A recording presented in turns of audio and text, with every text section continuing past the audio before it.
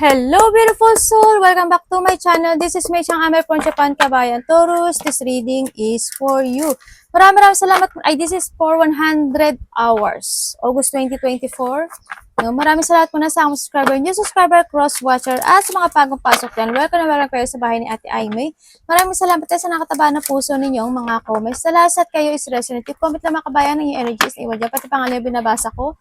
Makukuha lang ang inyong energy, makaresonate na kayo sa ating reading. Maraming salamat din sa mga nagpa-personal reading. Kung gusto po na personal reading at energy nyo lang talaga ang gusto nyo makuha natin, all the details po is nasa baba po ng video na ito. This is a general reading, kabayan Taurus. Tandaan mo, hindi mo to personal reading. Kuhanin mo lang sa'yo at itapon ang hindi naman para sa'yo. Maaring ito is a vice versa. Maaring energy mo, energy ng person mo, o energy ng malapit sa puso mo. Maaring nangyayari, o mangyayari pa lang. Use your own intuition, lawakan po natin ang ating isipan. Tandaan mo, ulitin ko, hindi mo to personal reading. Para kay Taurus, oh wow. Nangyari. Taurus in 100 hours.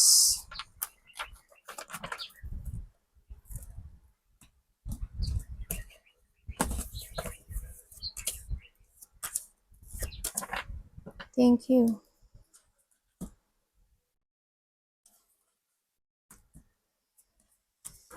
Okay. Iba sa inyo may problema sa trabaho or may problema sa pera. No? And we have the dog. Okay, sinasabi dito, gaano ka ka-loyal with is come to yourself? Paano mo pinangalagaan o pinahalagahan yung sarili mo, ang sinasabi dito. No? Yun ang sinasabi niya. Paano nga ba? And we have the fox. Andun kasi with the fox kasi is ito yung person na maaring you are the person na medyo nililing lang mo yung sarili mo sa mga ibang bagay. Diba? Halimbawa, parang there's something missing in your life or sa sarili mo o may mali sa sarili mo pero nililing lang mo at pinaniniwala mo yung sarili mo na you're okay. No? Pero hindi. No? And with the focus nga, there is no shadow without light. Kumbaga, siguro may mga kailangan mong i-work out when it comes to your shadow, no? Yung may mga situation siguro ako na nakikita na may mali sa'yo na kailangan mo i-work out dito. Iisipin mo, alam ko na alam mo yung sinasabi ko, no? Yan, kung may mga sitwasyon na hindi nagiging good when it comes to yourself, kailangan mong magpakatotoo. Kailangan mo rin alagaan yung sarili mo. Ha? And we have the elephant, grounding, no? Sinasabi dito na i-ground mo daw yung energies mo, yung mga emotion mo. Kumbaga, you need to connect to a nature, you need to connect to yourself, you need to connect to your energies.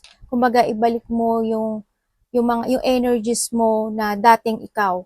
Kumbaga, with ka-elephants kasi is a long journey kasi ang elephant is have a long journey, di ba? Kumbaga, yung mga pinagdadaanan mo sa buhay mo na mga situation, kailangan daw may mga matutunan ka doon.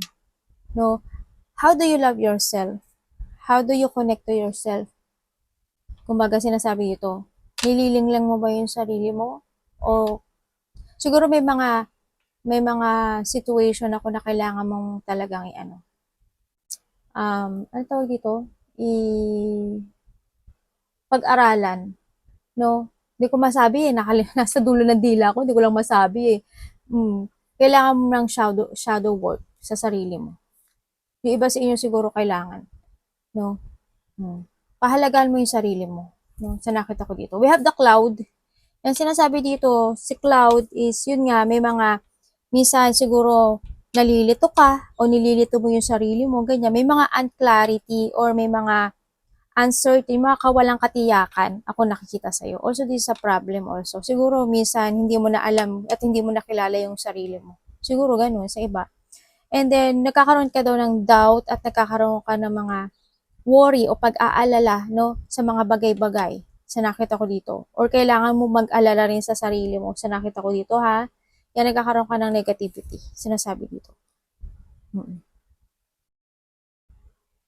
Kasi nakita ko dito with the cloud kasi, this is flower.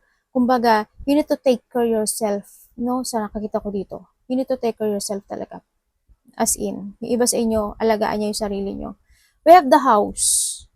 Yan. When it comes sa house, siguro there's a person here na nagiging sneaky or there is a person here, a part of the family or sa isang foundation na nagiging sneaky or andun yung pandaraya sa nakita ko dito, no?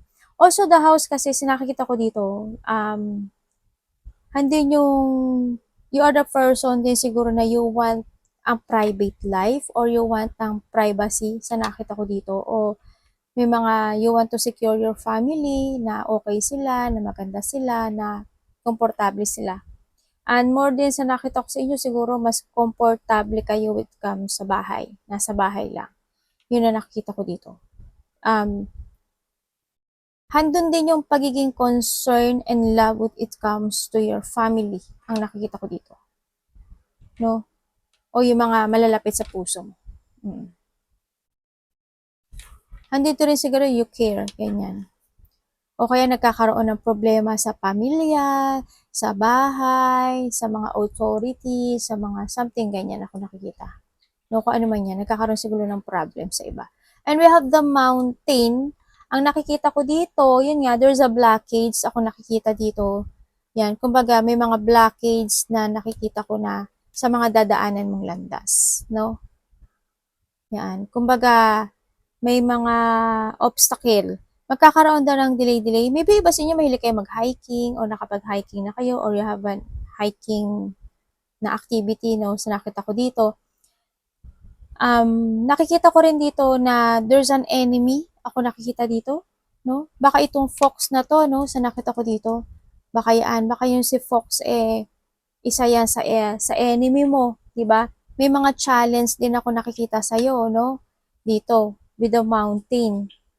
Yan, mayroon din pagiging matigas ang ulo. Hindi ko alam kung ikaw, Taurus, medyo matigas siguro yung ulo mo or there's a person here na matigas ang ulo. Yan ang nakita ko sa iba. Ingat-ingat lang din kasi nagkaka-delay with it come sa mga gusto mong gawin sa buhay. No? Or magkakaroon ka ng problema. Baka may mga pinagdadaanan ka na situation. Diba? Okay, sa nakikita ko sa'yo dito, yun, nakakaramdam ka raw ng minsan malungkot, no? Ang lungkot mo, nakakaramdam ka na ng pagod, ganyan. Parang go to the flow, ang kung nakikita sa'yo, no? You want a new beginning sa buhay mo. Iba dito siguro, hindi nyo may mga gusto na kayong alisan. Halimbawa, trabaho, gusto mo na ng bagong trabaho, gusto mo ng bagong opportunity sa buhay, gusto mo ng pagbabago when it comes to your life. Sa nakita ko sa'yo dito. Siyempre, may mga sitwasyon kasi ako nakita na kailangan mo daw i-release o no, i-leave behind, kumbaga.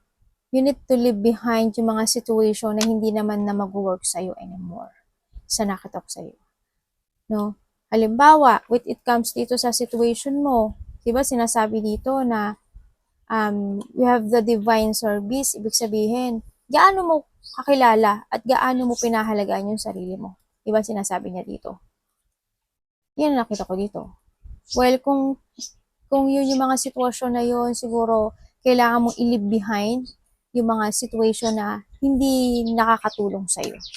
Sa iba sa inyo. Either trabaho, yung mga situation when it comes to yourself na hindi nakakatulong, mga ganon. I-leave behind mo yun, tsaka let go mo yung mga situation na hindi naman mag-work sa'yo o hindi na mag-work sa'yo anymore.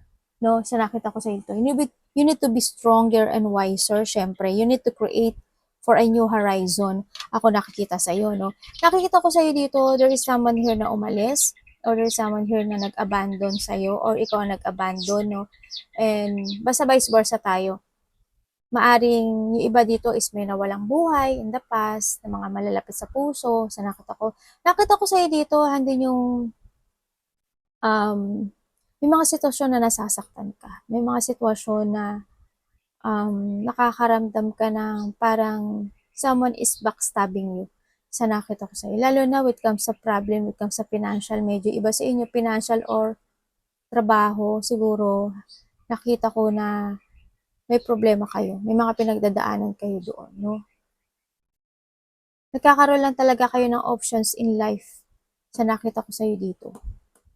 But it comes naman sa mga pinagdadaanan mo sa buhay, Taurus, there is someone na nagbibigay ng advice and support sa'yo sa nakita ko dito. Yung maaring magulang mo, malapit sa puso mo, sa nakita ko dito. Tingnan natin. Ang dami mong deep wound, ano? Ang daming deep wound, there's a burden ako nakikita sa iba.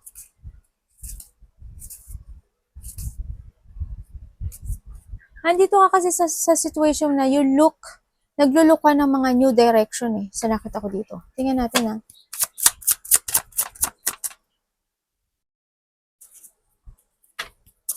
Hirap ka.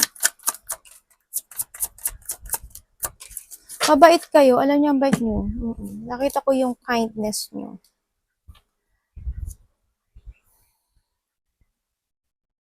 Puro pentacle, oh.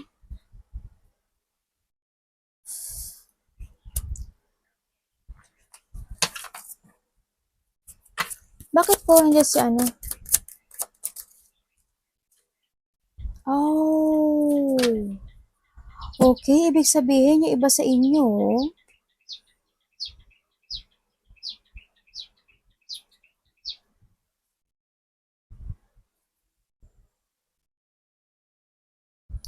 nagkakaroon kayo ng problema sa pera, nagiging mabagal ang lahat, ano? Ingat kayo. Kasi,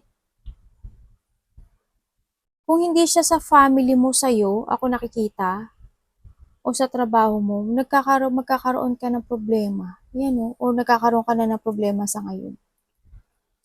Ingat ka. Kasi nakita ko dito is, ano kayo, ano ba tawag dito? Breadwinner.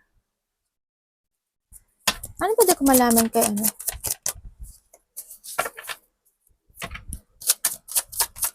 Bagal nung pasok ng ano sa inyo ah.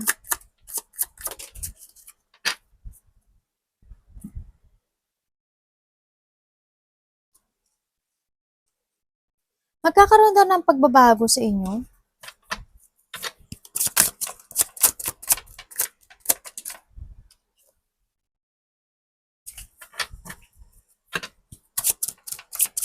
Ano nangyari?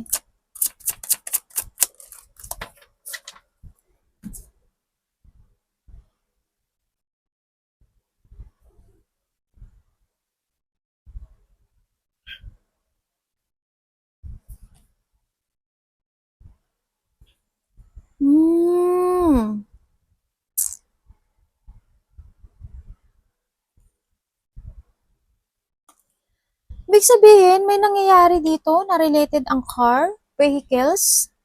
Ingat kayo, no? Ingat lang.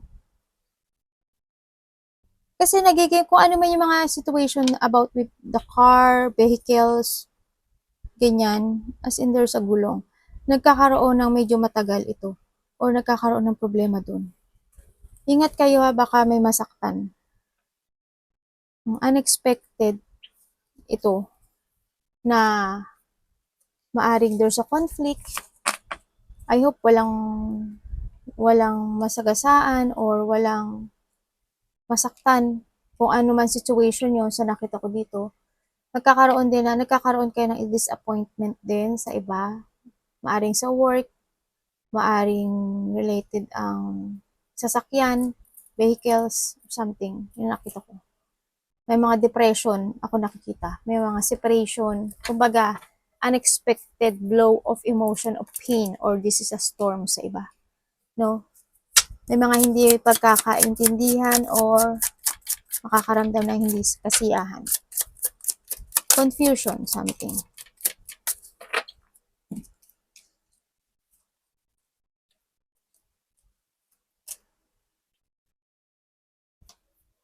Okay, may bagong simula ako nakikita dito, no, na kailangan mo daw pag-aralan din. No, kumbaga, you need to create yourself at hanapin mo daw yung sarili mo kung ano talaga yung situation na magbibigay sa iyo ng joy, happiness, and fulfillment. Ang nakita ko dito, you need to create yourself and pag-aralan itong mga sitwasyon. also maging matalino daw, no, sa nakita ko dito. Baka iba sa inyo nag-aaral kayo, no, ang nakita ko to. Meron daw kayong, may mga sitwasyon daw ako na, maaari may travel kayo by August, ano iba, may mga sitwasyon daw ako nakikita dito na parang uiiwas ka or umiiwas ka. Yun ang nakita ko. Mailelet ko ka ba? Meron kang kailangang i-let go sa buhay mo. May kailangan kang i-let go sa buhay mo para makita mo yung beginning or makita mo yung gusto mo sa buhay mo. Yun nakikita ko. Yung iba naman sa inyo, nagkakaroon kayo ng mga pagbabago when it comes sa mga feelings ng aspeto ng buhay. Nakita ko dito. And then, yung iba dito, nagkakaroon din ng mga new perspective. No? Kumbaga, pagbabago ng pananaw sa buhay sa iba sa inyo. No? Sinasabi dito, kung may i-release ka or may situation ako na nakikita na ilelet go mo or mag-new-path ka sa buhay mo. Kung ano man ito, no? Nakita ko dito na you need to create yourself. Pero pag-aralan mo daw itong sitwasyon na to. At maging matalino kung talaga makakatulong sa'yo. Kasi we have the 9 of Pentacles. Ibig sabihin, kung ano yung i-create mo. Kailangan mo kasi mag-focus sa sarili mo. Kailangan mo na mag-focus sa sarili mo. We have the page to page. So, kumbaga, pag-uumpisa ito, no? Kailangan mo mag-start sa sarili mo. Hindi mag-start na may kasama ka. Or, kumbaga, start to yourself. Sinasabi nga dito, we have the dog, di ba? Gaano mo kakilala yung sarili mo? Gaano mo pinahalaga yung sarili mo? Hindi ka ba nagiging fox? Di ba? Kumbaga, hindi ka ba nagiging fox? Kailangan with the elephants, yung mga journey na natahak mo sa buhay mo. May natututunan ka doon. Then, ngayon, dito sa situation na to, kung makikilala mo na yung sarili mo, mas malalaman mo kung ano yung gusto mong mangyari in your life. Diba? Yun nakita ko. In that time, you need to create yourself. Mag-umpisa ka. Mag-focus ka sa sarili mo. Pahalagan mo yung sarili mo. Yan. Be happy, being single and contented. Yan, gano'n, nakita ko. Sa ngayon na, kasi kailangan mo muna kumonek sa sarili mo to yourself. Ace of Coin. Start a new beginning. Kasi there's an opportunity naman na nag-o-offer. May offering ako with the Ace of Coin is a offering from the universe. Ako nakikita dito, no? May mga bad habit, ha? May mga bad habit kayo.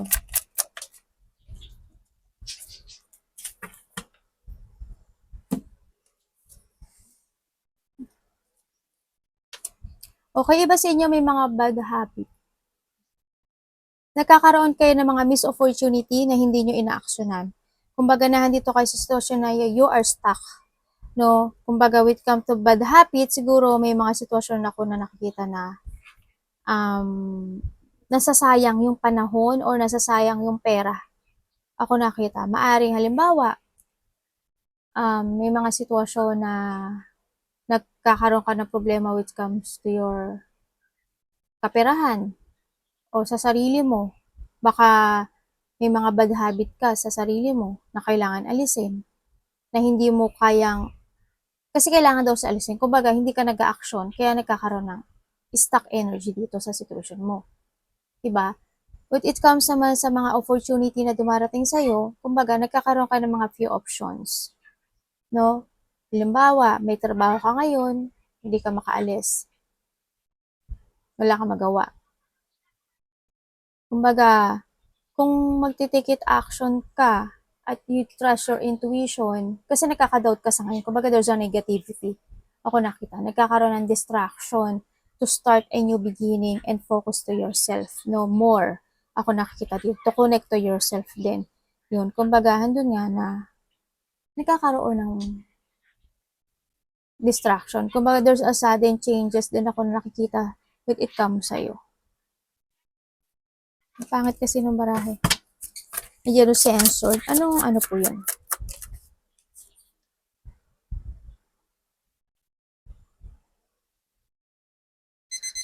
Medyo magulo yung isip mo, no?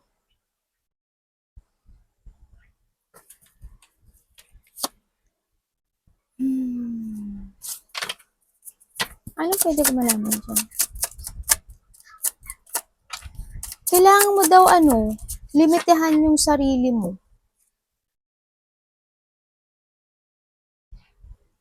Oh. Okay. May kailangan ka daw i-let go. Or, nakita ko dito, hindi ko nakikita yung stable life mo when it comes sa kaperahan, when it comes to work, when it comes to yourself. Hindi ko nakita ang stable ka. May burden ako nakikita sa'yo, and then, parang dito kay you're shading the old. Ang nakikita ko dito. Maybe there's a connection with comes to your friend or connection sa isang malapit sa puso sa nakita ko dito. No? Ang nakita ko dito, there's losing something valuable sa nakita ko dito. May kailangan kang i-let go, may kailangan mo din daw mag-ipon ng pera, no? Save ng money. Kasi nakita ko dito siguro, may mga bad habit ka talaga na ginagawa na siguro may mga pinagkakagastusan ka na hindi naman dapat, ganyan. Siguro medyo i-change natin yun sa nakita ko dito. No? Kasi nagkakaroon dito ng financial insecurity sa iba.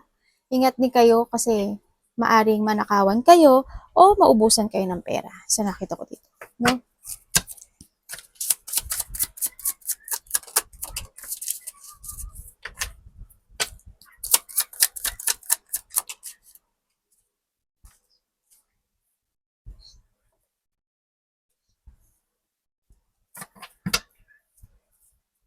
Ano pwede ko malaman dito?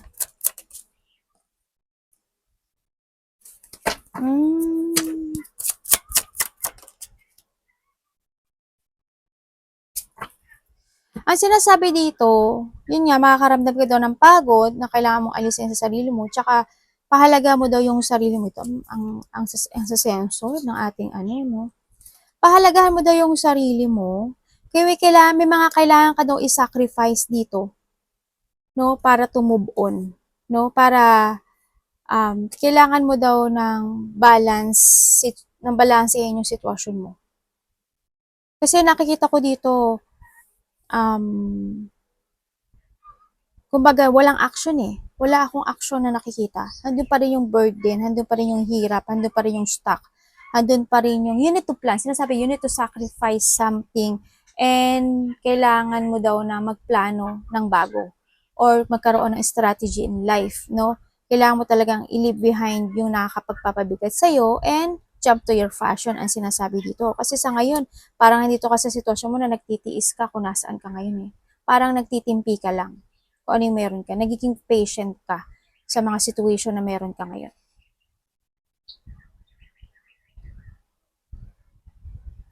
Hindi ko alam yung iba sa inyo, siguro nakakaramdam kayo minsan makakaramdam daw kayo ng pagod at katamaran. Ang nakikita ko sa inyo, parang nandito kayo sa sitwasyon nyo na, hindi ko alam kung ikaw or there's a person here na napaka-close-minded, no? Ang nakikita ko dito.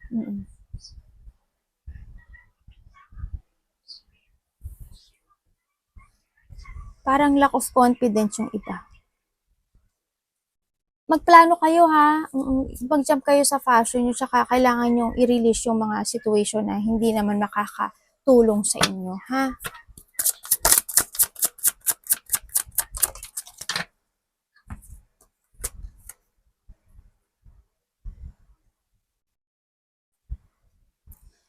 Sinasabi dito, you need to create to yourself. Kasi nakita ko dito, may lungkot. No, may lungkot ako nakikita. Huwag kang mag-focus sa more self-care ang nakikita ko dito sa sa'yo. Mag-relax ka, kailangan mo ng mental peace. No, dito, sa nakita ko dito. Huwag mong hayaan yung situation mo na daling ka ng agos kung saan ka dadalhin.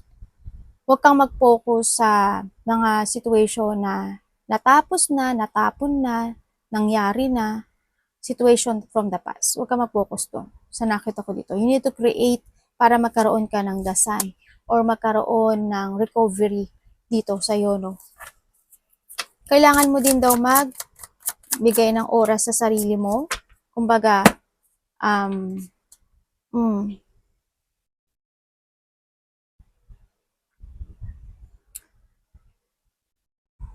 the tower in reverse. Okay, bakit po? Hindi ko alam kung bakit parang may iniiwasan ka. May iniiwasan ka ba? Iniiwasan mo yung family, ang arte ni ate. Iniiwasan mo yung pamilya mo? May tinatago ka, no? Di ba sa inyo may iniiwasan, may tinatago? Kaya palang dilim, sabi ko parang walang ilaw yung ano ko. Yung nakita ko, may mga pag-iwas ako nakita dito, yung avoiding yung mga, basta may pag-iwas. No, maybe yung iba dito, you need to transform. If you want to transform talaga, start a new beginning. Sa nakita ko dito. Mm-mm.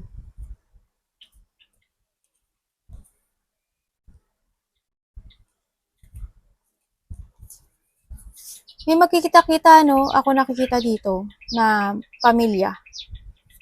Mm-mm.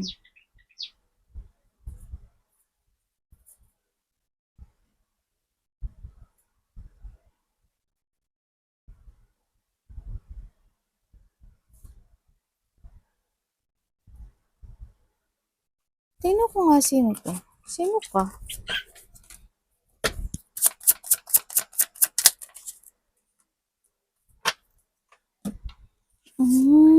Ikaw to. Mm-mm. Ibig sabihin, may mga dapat ka pang gawin na situation. Kumbaga may mga bina-priorities ka pa o may mga multitasking ka pa na ginagawa. Pero wag ka mag-focus sa mga ano, pagsisisi, regret. There's a disappointment ako nakikita dito eh, oh. Nadi-disappoint ka kasi nakikita mo parang hindi ka pa na naka-recover o kaya hindi pa nagiging success when it comes to a money, nagkakaroon ng problema, maaring ganun. No? Yung mga disappointment ako nakikita sa iyo eh. May mga regret, ganyan. May mga, kumbagahan din yung neglect. Hinihiwalay mo yung sarili mo at talagang humihiwalay ka. No? Hinihiwalay mo yung sarili mo sa iba. Ay, namatay na naman yung ilaw natin. Nagkaka-burden ka talaga no, sa nakita ko sa'yo dito. Uncensored naman ito. Okay. You are trapped. Trap ka dito. Stuck ka. Anong nangyari sa kanya?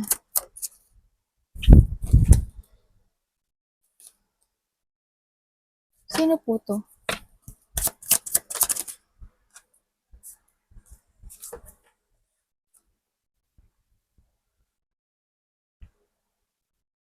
Okay, when it comes sa mga decisions in life, when it comes sa mga... Nakita ko na kalma ka lang eh. Nakita ko na kalma ka lang, pero nakita ko dito, you're stuck.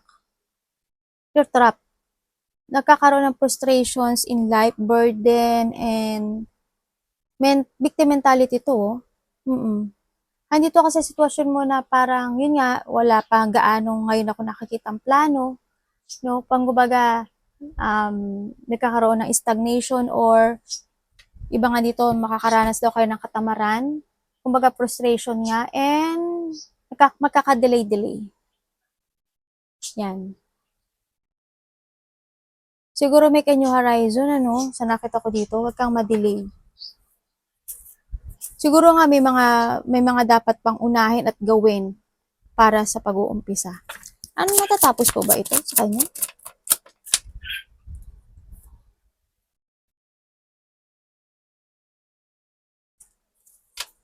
Kailangan mo daw mag-move on. Kailangan mo daw nang hanapin yung peace mo. You need to find a peace and resolution. Ang nakita ko rin dito na may tao dito makipag-communicate. Maybe tatay mo, kapatid mo, boss mo. Yung nakita ko dito. Also, there's a reconciliation sa iba. And kailangan mo daw i-release yung stress mo.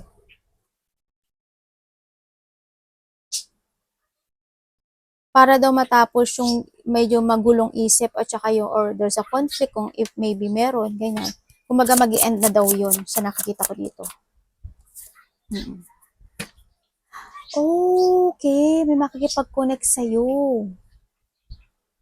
May makikipag-connect sa'yo na malapit sa puso mo. Yun ang nakita ko sa'yo. May makikita-kita or there's a union. Ako nakikita dito. There's a partnership. Kung sino man ito, yun nakita ko dito. May connection to sa'yo eh, sa nakita ko dito. Yun. Kung sino man siya. Ace of Pentacles, Ace of Pentacles. Oh. Ace of Coin pala to.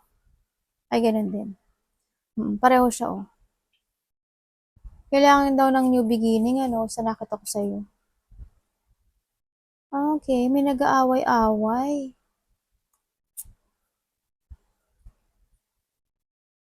Nag-aaway ba kayo sa territorial? May hindi nagkakasundo-sundo dito. May agreement dito. Ako nakikita. Sa iba, baka tapos na to sa iba. Yun nakikita ko.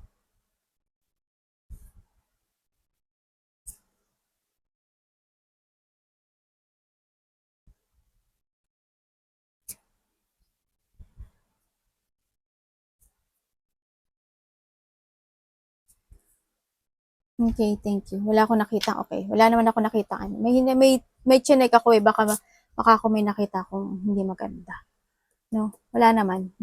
No, yan. Ingat-ingat lang din ha. Arigatou namaste, God bless.